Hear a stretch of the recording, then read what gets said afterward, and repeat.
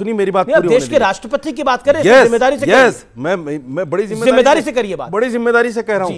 और आज भी मैं दावे के साथ कह सकता हूं, प्राइम मिनिस्टर गए हैं, जाएंगे 22 में, क्या देश के राष्ट्रपति को बुलाएंगे? 22 में नहीं, 24 में, 22 तो चला गया। 2024 में 22 जनवरी में, जनवरी 24 जी साल 2024 जी, मैं गलत नहीं हूं, क्या देश के राष्ट्रपति को नियंत्रण देंगे?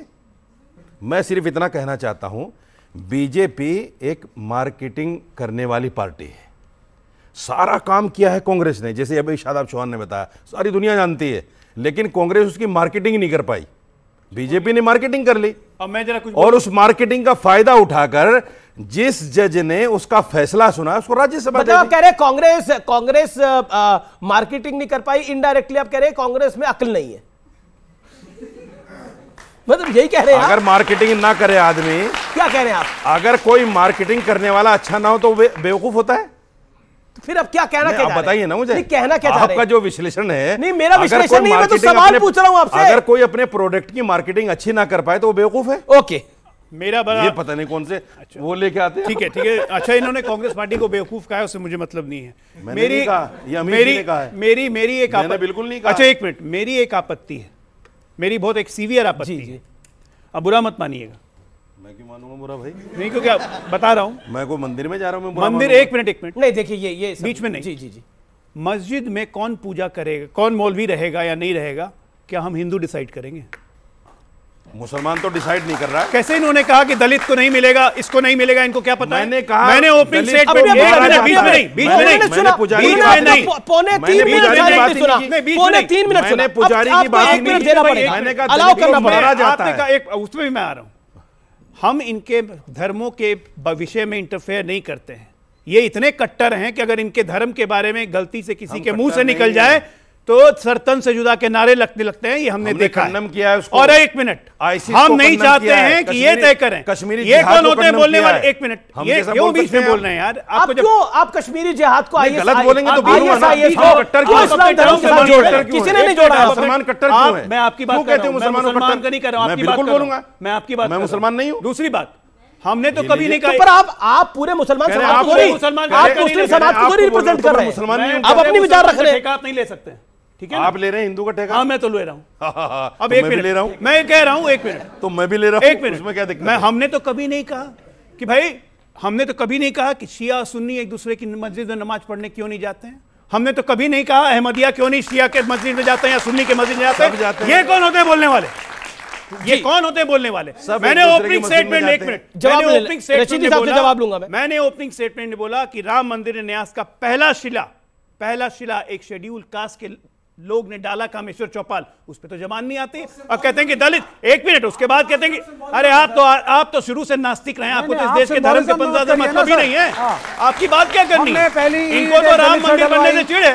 राम भद्राचार्य जी ने बोला है, एक बयान दिया, उन्होंने बोला कि गीता को राष्ट्र ग्रंथ घोषित कर देना चाहिए। अभी तो रामलला विराजमान हो रहे हैं, मंदिर बनके तैयार हो रहा है, कितनी हायतोबा मची हुई है, गीता को राष्ट्र ग्रंथ घोषित करना चाहिए। उन्होंने बोला उनके वर्ड्स ये हैं, गीता राष्ट्र ग्रंथ घोषित करें, मेरे मित्र से ये प्रार्थना है। मतलब वो प्रधानमंत्री मोदी को संबोधित करते हुए उन्होंने बोला। तो मैं समझता हूं कि भारत के लोगों के लिए श्रीमद् भगवत गीता अपने आप में एक अद्भुत और अनोखा ग्रंथ है, जो जीवन जीने की पद्धति के साथ क्या है, गीता को राष्ट्र ग्रंथ घोषित कर दिया जाए। तो दीजिए ना सर, जी कॉन्स्टिट्यूशन नहीं चाहते, हम कॉन्स्टिट्यूशन सर फॉलो करिए सर, हम कॉन्स्टिट्यूशन से चलिए, हम कॉन्स्टिट्यूशन डिसाइड करेंगे सर, आप क्या पहनेंगे, क्या खाएंगे, क्या बोलेंगे, किस दिन नॉनवेज की दुकान खुलेगी, किस दिन क्या बंद हो गया, क्या ये डिसाइड करना चाहते हैं। सोचिए कि डिबेट की स्थिति क्या है। अभी आप इनके डिसाइड करने पे बोल रहे हैं? नहीं, यही तो करते आए हैं सेंचुरीज से। अभी तो ना बोलने पे बोल रहे हैं, तो करते आए हैं सेंचुरीज से, सदियों से क्या करते आए हैं। सोच रहा हूं, इसको छुओ, स्वामी विवेकानंद ने कहा था, Hindu religion has boiled down whom to touch, whom not to touch, what to eat, what not to eat। मुझे जवाब। उन्हीं विवेकानंद ने यह भी कहा था कि जब कोई धर्म बदलता है, आगे कहूं तो दुख होगा। नहीं कह दीजिए। जब कोई धर्म बदलता है तो हिंदू धर्म का समक्ष एक शत्रु खड़ा होता है। उनकी बात से इत्तेफाक रखते हैं? नहीं, उन्होंने तो ये भी कहा, उन्होंने ये भी कहा। अब मैं अपनी बात कह दूं, सुन लीजिए, अब अपने टर्न पे बोलिए। अब हम अम्बेडकर जी शत्रु थे? नहीं, अब अम्बेडकर जी की सुनिए। नहीं, शत्रु थे। अब अम्बेडकर जी की सुनिए। जिस दलित कहकर आपका 5-4 मिनट बीता, उन्होंने ही अपनी पुस्तक हुआर शूद्रा के चैप्टर नंबर 1 पैराग्राफ नंबर 3 में कहा कि उस शूद्र का जिक्र एक आम आदमी से है ही नहीं। गलत बोल के तो आदमी को भड़का रहे हो दादा। ठाकुर मतलब दलितों के खिलाफ अत्याचार कभी हुआ ही नहीं। क्या कहानी आपके बीच में वो नहीं, क्या कहानी है? आप उनको 1 मिनट बोलने दीजिए ना। दादा, ठाकुर बनिया पंडित क्यों और आखिर हम सब खंडित क्यों? हम लोग हिंदू थे, हिंदू हैं और हिंदू रहेंगे, बांटने से बटेंगे नहीं। जाति की काट आपको लगता है राम है? दादा, मैं समझता हूं कि राम से बढ़कर है कौन? बताइए, कौन से राजा रजवाड़ा या राजा के यहां वो ठहरे? किसके यहां ठहरे? आदिवासी, बनवासी, गिरवासी, मल्ला, केवट के यहां वो ठहरे। इसलिए राम राम थे और मर्यादा पुरुषोत्तम थे। एक में वो चीज समाज में क्यों नहीं हुई?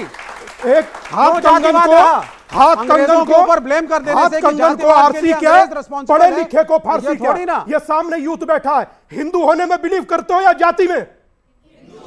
इन्हें थोड़ा तेज बोलो, सुनता नहीं है। भारत में विश्वास करते हो? भारत में विश्वास करते हो या बंटने में विश्वास करते हो?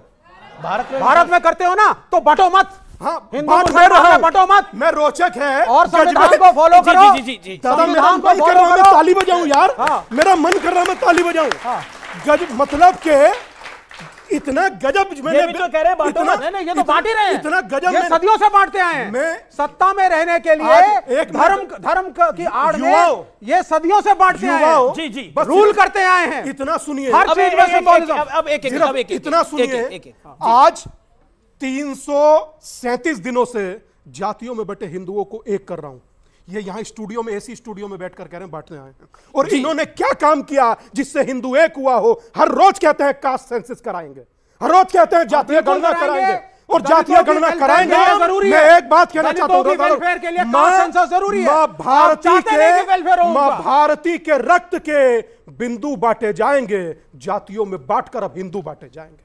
जी जी, लेकिन क्या ये शदाब, आपकी बात पे आता हूं। मेरा बहुत सीधा और डायरेक्ट सवाल है आपसे, और सवाल ये है, क्या यही काट है, क्या यही काट है जो जातीय जनगणना हम लाएंगे लेकिन ये कह रहे हैं रामलला हम आएंगे?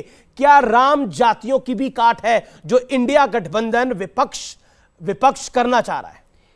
नहीं, इसमें कोई दो राय नहीं कि श्री राम ने कभी भी भेदभाव नहीं किया, सबरी के बेर खाए हों, चाहे आदिवासी मल्ला केवट के यहां विश्राम किया हो, उसके यहां अपनी रात गुजारी हो। लेकिन इसका मतलब यह नहीं है कि आज सरकार में बैठे हुए लोग वही कर रहे हैं। मेरा आज सवाल भी है, हाँ, आज क्या हो रहा है? उन्होंने सीता जी की रक्षा के लिए रावण का वध किया था, लेकिन आज हिंदुस्तान के अंदर हर घंटे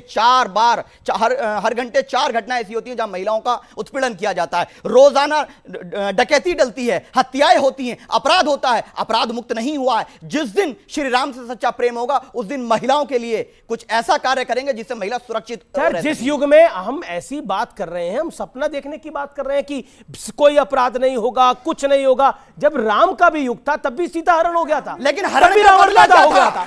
हम क्या बात कर रहे हैं? राम राज्य तब होगा जब एक भी कुछ नहीं होगा। मतलब नरेंद्र मोदी से उम्मीद लगानी तो ठीक है, लेकिन आप तो ऐसी उम्मीद कर रहे हैं। कांग्रेस से है कि आप क्रेडिट लेना चाह रहे हैं राम मंदिर कि आप राम मंदिर के नाम पे क्रेडिट लेना चाह रहे हैं और आप रामलला को अब अपना बता रहे हैं। पर जब राम मंदिर का केस चल रहा था तब आपने 20-20, 28 लॉयर हायर किए थे कि राम मंदिर ना बन पाए, तब रामलला आपके नहीं थे। पब्लिक को कैसे चुप कराएंगे बताइए विवेक जी, कैसे क्रेडिट मिल जाएगा कांग्रेस को? मैं फिर यही कहूंगा, कोई क्रेडिट नहीं ले रहा है। कोर्ट का एक डिसीजन था। ये हमारा जो देश है ये बहुत डाइवर्स है, अनेकों जातियां, अनेकों धर्म, डिस्प्यूट्स थे, डिस्प्यूट्स आते रहेंगे।